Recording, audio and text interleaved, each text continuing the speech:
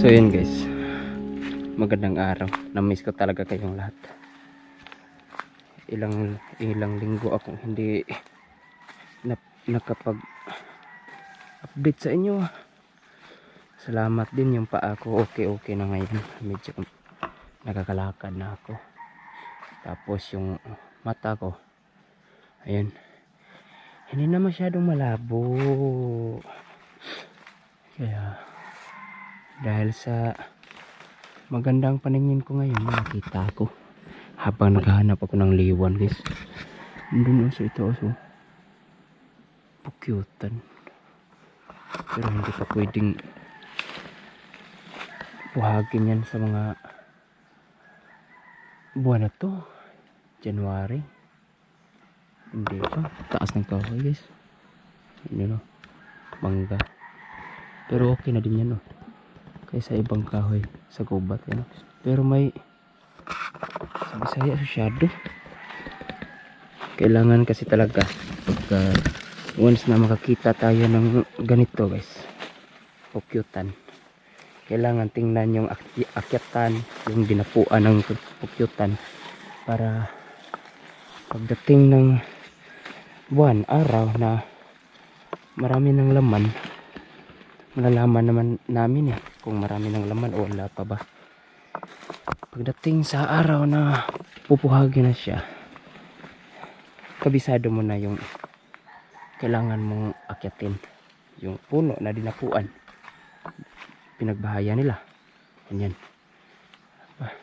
Ang delikado kasi sa ganitong hanap buhay yung pag-akyat mo, nasa itaas ka ng puno, isang paa mo nasa hukay. Kumbaga, isang mali mo lang dito, maaari kang ma-ospital o sementeryo. Ganyan. Kailangan tingnan, haluglugin yung nabahaya niya. Ang laki pala. Kala ko andun sa taas.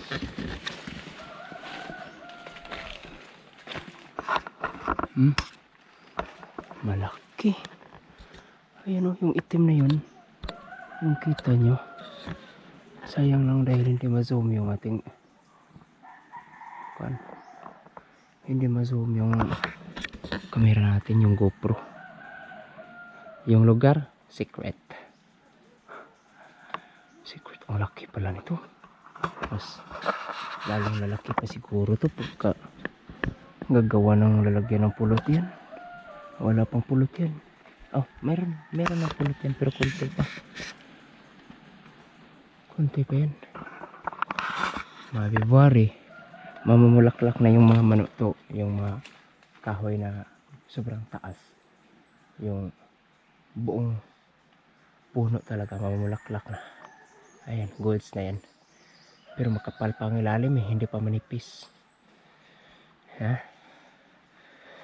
Tips kung paano nyo malaman na yung pukyutan ay luma na or bago pa. Pagka makapal pa yung ilalim niya, kumbaga sa Bisaya nagbitay, yung pinakailalim niya ba, pinakadulo ng bahaya niya sa ilalim, pagka makapal pa kasi yan, bago pa yan, ilang linggo pa lang. Tapos kung sobrang nipis na, ganito na lang, yan, sobrang luma na yan. Pero ito kasi mga pukyutan, pagka tag-ulan kasi, hindi kasi gagawa yan ng bahayan na malalaki. Ang bahayan ng mga pukyutan pagka tag-ulan, maliliit lang.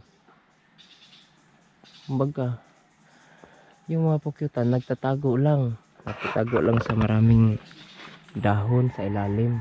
Yung sanga ng kahoy na kaganon, nasa ilalim sila. Tapos maraming mga dahon sa ibabaw na nakatago sila ba, hindi sila tatagusan ng ulan masyado. Tatagusan man yan, pero hindi gaano. Tapos pagka buwan na ng January, February, lilipat na yan, hahanap na naman yan ng pisto na hindi naman sila matatamaan ng init. Dahil pagka summer kasi nalalagas yung mga dahon ng puno. Kaya yun naman ang panahon na sila maghahanap na naman yan ng bahayan, yung mga magandang pisto. Usually pagka ganitong mga bubuyog, mga pukyutan, binabalik-balikan nila yung mga sanga na tinapuan nila noon. Ganun sila. Kaya kami naman mga hunter, yung puno na palagi namin pinupuhagan, na pagharbisa namin, na pukyutan, pulot nila. Ang style ko, kung ako lang, pagbabasihan natin yung style ko sa pamumuhag, hindi ko pinuputol yung mga baging na nakatabon sa sanga. Dahil once na puputulin mo kasi yung mga sanga-sanga, tapos tatamaan na yan ng init, hindi na sila babahay ulit dyan. Kaya sa mga baguhan, yung bago pa lang namuhag, pagka namuhag kayo, huwag nyong galawin, huwag nyong puputulin yung mga baging na nakatabon, nakapalibot sa sanga. Ganyan. Dahil yan din yung basihan nila. Pagbalik nila sa sanga, wala nang mga baging. Tatamaan na kami ng init nito. Tatagusan na kami ng ulan. Hahanap na lang kami ng pisto iba. Pero once na yung sanga ay maganda, kahit ilang beses nilang pabalikan yan, kahit ilang beses na, kahit yung bahay nila na luma nandyan pa, lilinisan nila yan at babahayan ulit pagka nandyan pa yung mga baging na nakatabon. Kaya din ng tao yan tayo ayaw nating magpundo sa lugar na tatamaan tayo ng init ganyan din sila. Kaya yan din yung kailangan malaman ng ibang mga hunter, ng mga bago, yung mga may experience na, grabe na experience sa ganito pamumuhag. Kabisado na nila kung paano, kung saan hanapin, anong style, paano sila hanapin. Yung iba naman, grabe sila, yung gubat talaga hinaluglog nila, bawat isang puno. Pagka yung puno ay may grabing baging, tabunan talaga ng baging, tinitingnan talaga nila sa ilalim. Ganyan. Example, yung kahoy na yan, yung mahogany na yan, grabe baging. Yung ibang hunter, sample ako, ibang hunter ako, pupuntahan ko talaga yan sa ilalim. Yan, pupuntahan. Ito sample to dala na din to, hanap ng liwan. Nagawa tayo ng sample puntahan natin to. Ayan, dito tayo sa ilalim. Ayan, titingnan talaga yan, hahaluglugin yan sa ilalim na ganyan, titingnan kung mayroon bang pukyutan. Pero kami ni Papa, kumbaga aksaya sa oras yan. Ako maghanap ako ng pukyutan, aksaya sa oras yan. Alam nyo kung bakit? Kami kasi, ang style namin, kami na grupo, kami ni Papa, siya nagturo sa akin yan. Kami ni Papa kasi, ang style namin, sa ilog kami, sa sapa. Ano ginagawa namin sa sapa? Binabaybay namin ang sapa. Yung sapa kasi, kahit mga insekto, mga paru-paro, lalo ng mga pukyutan, mga liwan, nagpo-produce yan. Kailangan nila ang tubig. para mix nila sa kinuha nilang mga pulot sa mga bulaklak. Parang sa tao nag-iigib ng tubig. Umiinom sila ng tubig para i-mix nila sa nakuha nilang pulot sa bulaklak papunta, alam niyo kung saan patungo yan. Uuwi yan sa bahayan nila.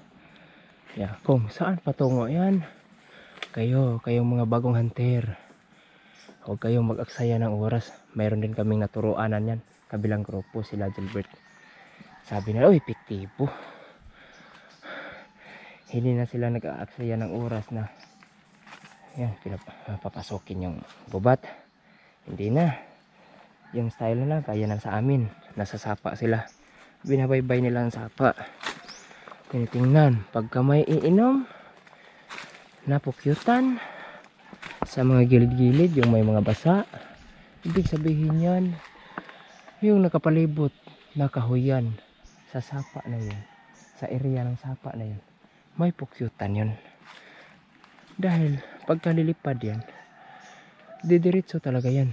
Tuwid na tuwid yan. Tuwid na tuwid yan. Patungo sa bahayan nila. Yung iba niyan, yung bahayan nila nasa ibabaw. Yung iba, pababa sila. Kumbaga, para makaboylo sila ba. Patungo sa ibabaw. Ganyan. Oy, kayong mga bagong hunter ha. Aksaya sa oras yung papasukin yung gubat. Grabe. Kung halos lahat ng kahoy dyan may mga baging, iisa-isahin nyo.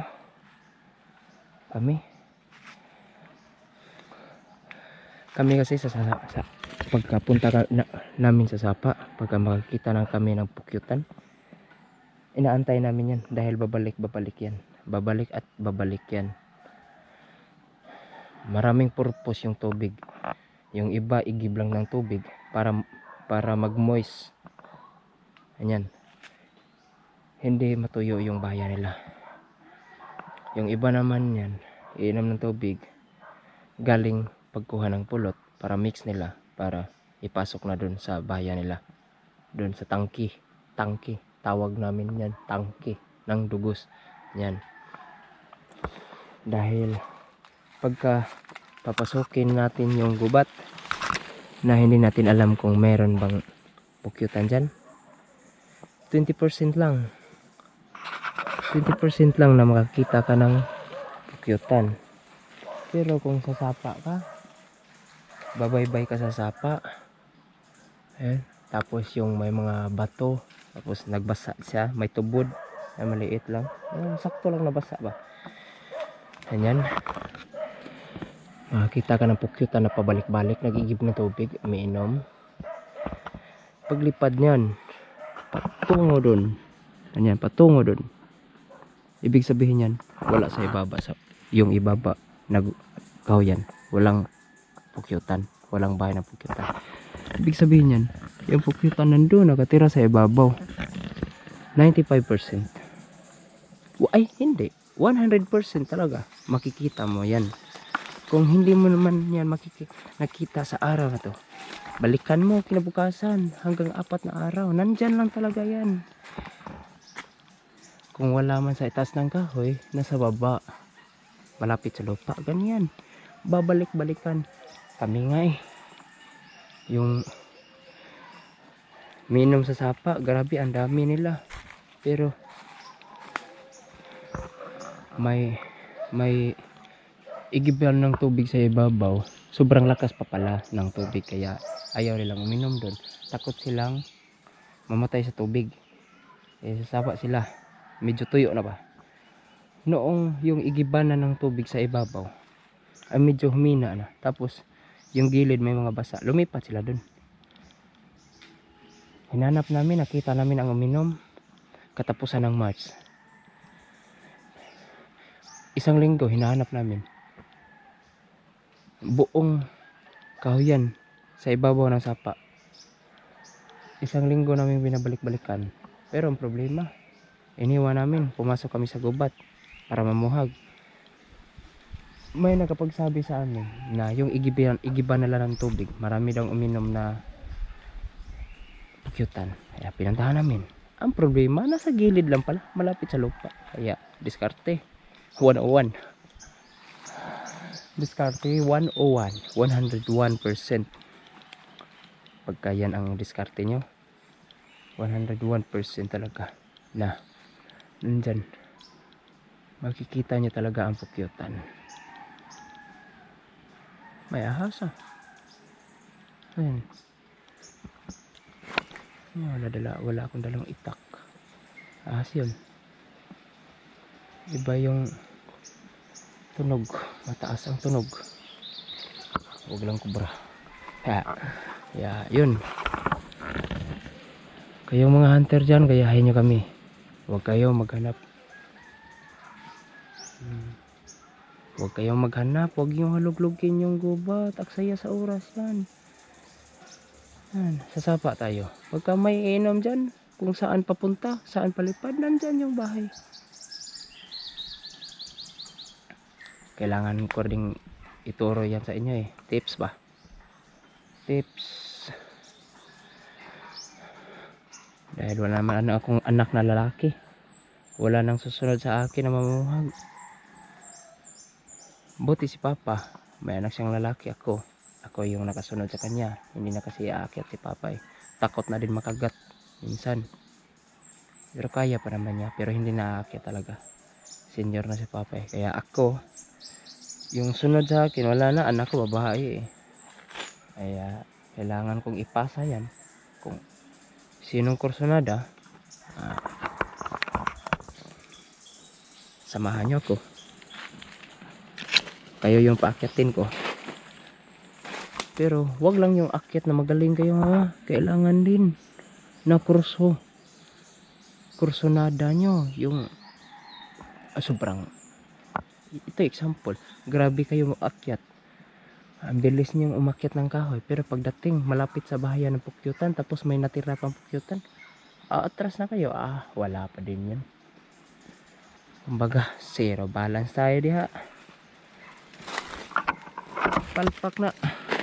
Kailangan kurso. Kung gusto nyong matrain, mag-train kayo, saliwan muna. Diyan, saliwan. Grabe mga gat yan. Grabe, sobrang sakit mga gat yan.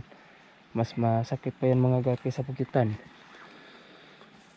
Yung pukyutan kasi pagka mga gat, manhid muna bago na manhid siya. Parang ininjikan ka ng, anong tawag nito? Yung anesthesia.